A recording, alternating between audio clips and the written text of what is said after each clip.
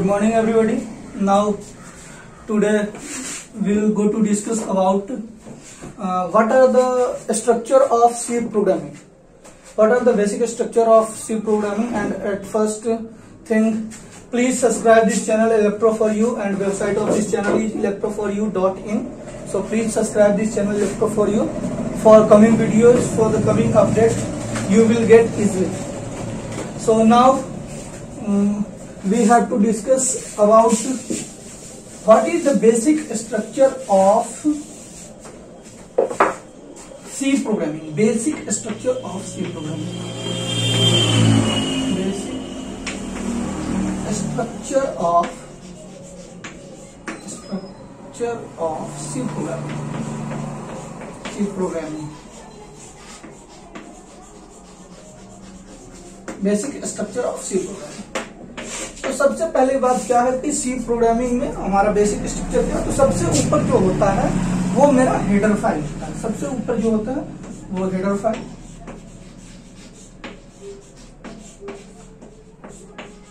After that main function,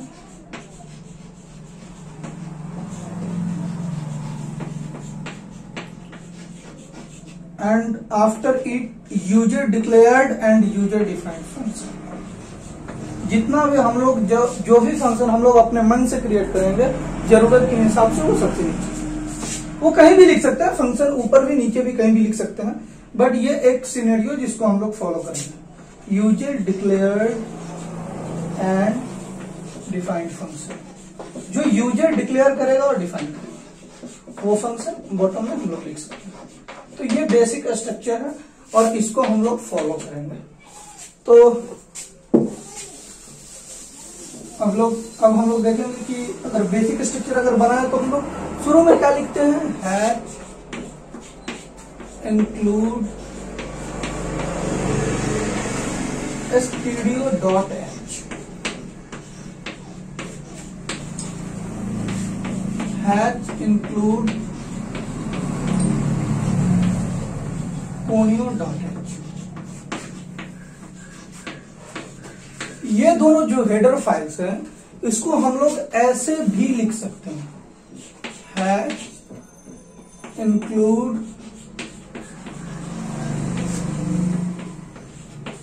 stdio double coated inverted comma stdio.h and again hash include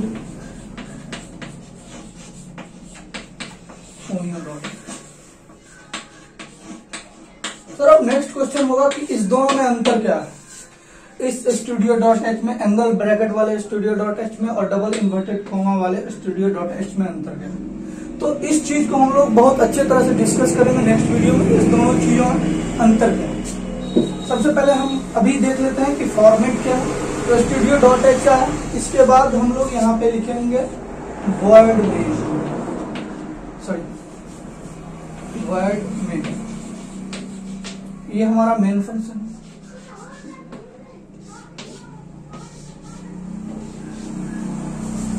तो sir सबसे पहली बात की मेन फंक्शन, और मेन के अंदर यहाँ पे जो इसके लिए जरूरत है वो लिखेंगे। तो सबसे पहली बात सर कि ये फंक्शन क्या होता है, फंक्शन को पहचानेंगे कैसे, और फंक्शन के लिए जरूरत क्या क्या चीजों का। तो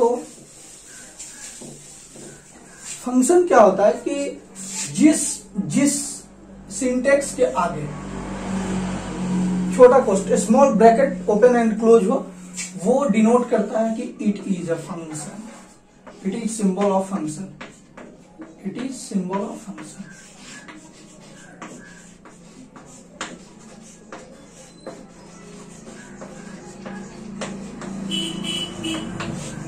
तो फंक्शन के लिए जरूरत क्या क्या है। फंक्शन के लिए जरूरत है डिक्लेरेशन का। फंक्शन का क्या क्या होता है, डिक्लेरेशन, फंक्शन का डेफिनेशन,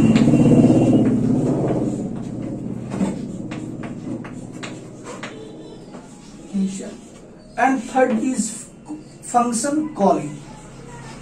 तीन चीज होता है, तीनों हम लोग पहचानेंगे कैसे कि फंक्शन का डेफिनेशन कौन सा है, फंक्शन का डिक्लेरेशन कौन सा है, फंक्शन का कॉलिंग कौन सा है।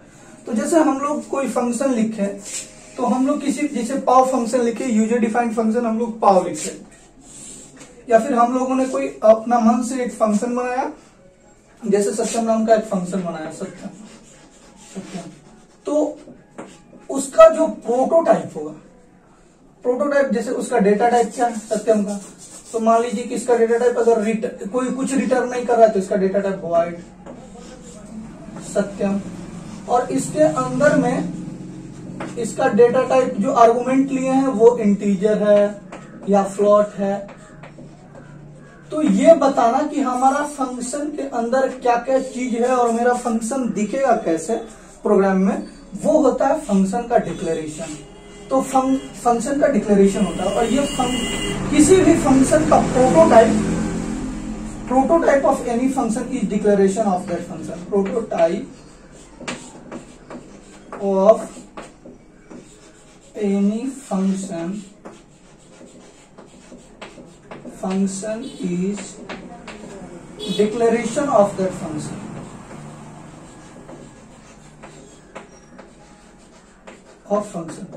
सर इसके बारे में हम लोग फंक्शन जब पढ़ेंगे सी में तो उसमें अच्छे से डिस्कस करेंगे कि ये प्रोटोटाइप क्या होता है, डिक्लेरेशन क्या होता है।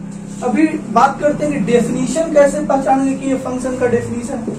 तो किसी भी कोई भी जो ब्रैकेट है, कोई भी जो स्मॉल ब्रैकेट है, उसके बाद एक करली ब्रेसेस ओपन हुआ और क्लोज हुआ, ये अंदर में जो भी चीज लिखा जाता है, ये फंक्शन का यहाँ पे डेटा टाइप होगा। जैसे इंटीजर टाइप का कोई फंक्शन है, इंटीजर सम, और इसके अंदर कुछ आर्गुमेंट है इंट ए कॉमा बी इंट बी।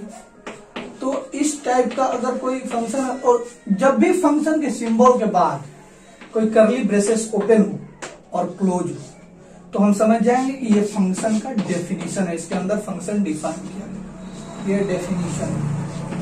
तो जब भी करली ब्रेसेस किसी फंक्शन के सिंबल के बाद करली ब्रेसेस ओपन और क्लोज हो तो वो फंक्शन का डेफिनेशन ऑफ फंक्शन। अच्छा, कॉलिंग क्या होता है, फंक्शन का कॉलिंग कैसे पहचानेंगे? तो फंक्शन का कॉलिंग हम लोग पहचानेंगे कि किसी फंक्शन के सिंबल के बाद अगर सेमी कॉलन लगा हो तो यह है फंक्शन कॉलिंग। फंक्शन कॉलिंग जब हम कॉल करेंगे तो इसके अंदर कुछ हो भी सकता है, कुछ नहीं भी हो सकता। अगर कुछ नहीं हुआ तो इसको कहेंगे function calling with no argument. Function calling with no argument, with no argument, no argument. और अगर इसके अंदर कुछ हुआ तो function calling with argument, but function का नाम और उसके बाद सेमीकोलन होना चाहिए, तभी फंक्शन कॉल होगा। तो ये फंक्शन कॉल करने का तरीका है। तो हम लोग अभी डिस्कस करेंगे हेडर फाइल के बारे में कि हेडर फाइल होता क्या क्या है। हेडर फाइल कुछ नहीं होता है, जैसे हम लोगों ने लिखा हैज इंक्लूड, तो इंक्लूड लिखा, ये इंक्लूड एक फोल्डर का नाम है, it is the name of a folder. ये हम लोग दिखाएंगे जब हम प्रैक्टिकल करेंगे अगले वीडियो में, डिफरेंस पता करेंगे उस दोनों में, उस studio.h में, एंगल ब्रैकेट वाले studio.h में और डबल कोटेड वाले studio.h में, दोनों में डिफरेंस देखेंगे। तो उस टाइम में हम क्लियर करेंगे, वीडियो में दिखाएंगे कि कौन सा इंक्लूड नाम का फोल्डर। तो इंक्लूड नाम का एक फोल्डर होता है जिसमें studio.h नाम का एक हेडर फाइल है। ऐसे लगभग 27 हेडर फाइल होते हैं इस इंक्लूड नाम के फोल्डर में। बाय डिफॉल्ट हम लोगों ने इंक्लूड नाम के फोल्डर में रखा। ये जरूरी नहीं कि ये इंक्लूड नाम के ही फोल्डर में रहेगा, इसको हम दूसरे फोल्डर में भी रख सकते हैं, बट उसके हिसाब से पाथ देते हैं, तो वो हम लोग बाद में डिस्कस करेंगे।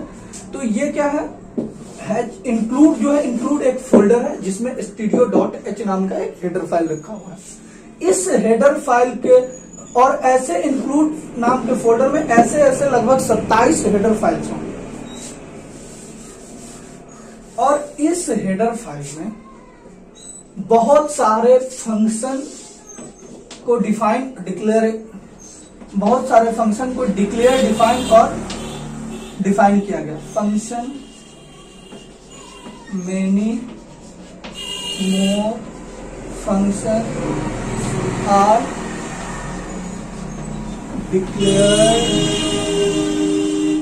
And defined and called through this library. This header file, sorry, इस हेडर फाइल के द्वारा बहुत सारे फंक्शन जो क्या हुए हैं, डिक्लेयर हुए हैं, डिफाइन हुए हैं, और बहुत सारे फंक्शन जो है कॉल हुए हैं इस हेडर फाइल के अंदर। तो इस हेडर फाइल के अंदर क्या क्या फंक्शन है, इस हेडर फाइल के अंदर कितने फंक्शन है, जैसे प्रिंट एफ भी studio.h के अंदर आता है। प्रिंट एफ एक फंक्शन है, क्यों, क्योंकि ये ब्रैकेट ओपन हुआ, इसके अंदर में कुछ लिखा हुआ है, प्रिंट एफ सत्य।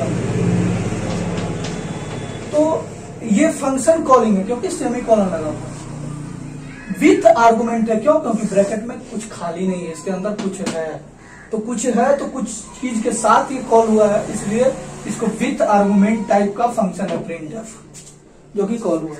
इसका डिफिनेशन इस हेडर फाइल में है, इसका डिक्लेरेशन इस हेडर फाइल में, कॉलिंग मेन में हुआ, मेन फंक्शन में कॉल हुआ है, इसे वॉइड मेन के अंदर लिखते हैं, मेन फंक्शन में ये कॉल है। तो इस टाइप से है। तो जिस तरह प्रिंटफ है इस studio.h के अंदर, इसी तरह बहुत सारे लगभग 24-25 ऐसे फंक्शन है, 24-25 से ज्यादा ऐसे कुछ फंक्शन है, उसका लिस्ट मैं आप लोगों को प्रोवाइड करवा दूंगा इस वीडियो में। तो studio.h के अंदर कितने फंक्शन डिफाइंड है, और conio.h के अंदर कितने फंक्शन डिफाइंड है, एटलीस्ट इसका डिस्क्रिप्शन, इसका हम PDF आप लोगों को इस वीडियो में दे देंगे। और आगे हम लोग डिस्कस करेंगे कि what are the difference between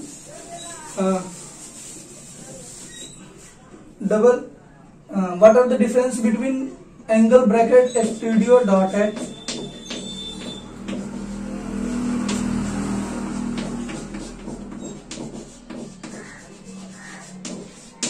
and hash include,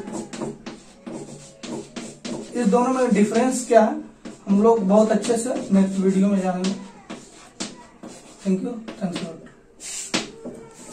और नेक्स्ट वीडियो में हम लोग जानेंगे कि इस दोनों में डिफरेंस क्या है, बहुत अच्छे तरह से जानेंगे। Thank you, thanks lot.